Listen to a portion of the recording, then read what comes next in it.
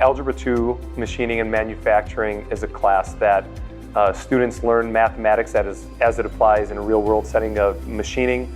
We apply those topics so that the kids can produce and manufacture various CNC parts off of a mill and a lathe. Tom and Scott really worked hard to get a class that fit and hit all of the standards that need to be hit in a regular Algebra 2 class with the skills that our manufacturing partners needed for direct employment. So the idea here was to look at some of the projects that can be done on our CNC machines and standards and concepts that can be learned through those projects. And then Scott was able to come in and look at what math was happening.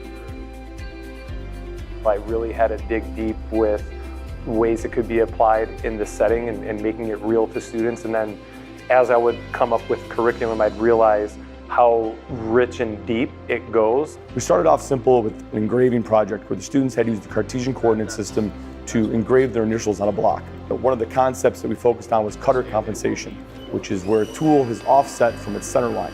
So students had to understand that when they're programming in the Cartesian world, the numbers can be pretty easy, but once you start accommodating for the size of the tool, it can get difficult quickly. Some of the kids who I know traditionally struggled in their previous math classes will come up with absolutely the most fantastic and the deepest mathematical ideas, and to be able to point that out to their peers and then highlight that in front of everybody, like, hey, this kid thought of this a whole different way, in a much simpler and more elegant way, that's kind of cool. I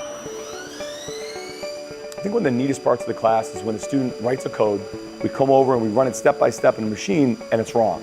And at the moment that it's wrong, they get excited because they see their mistake and they know how to fix it, and they literally are running back to the other classroom to retype the code and run it again. I think that's one of the neatest parts, is the excitement that takes place when they see their mistakes and immediately know how to fix them. In Algebra 2, you just see a lot of numbers, letters, or graphs.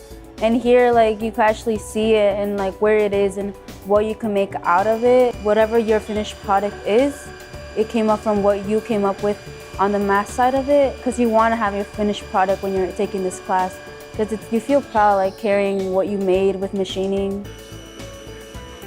One of the things that this class does and what these teachers were able to put together is sort of being able to articulate and show what other fields are out there that can be a lucrative career pathway for them without the financial burden of a four-year institution. They're kind of putting another arrow in their quiver when it comes to the math they're expected to do on the job site.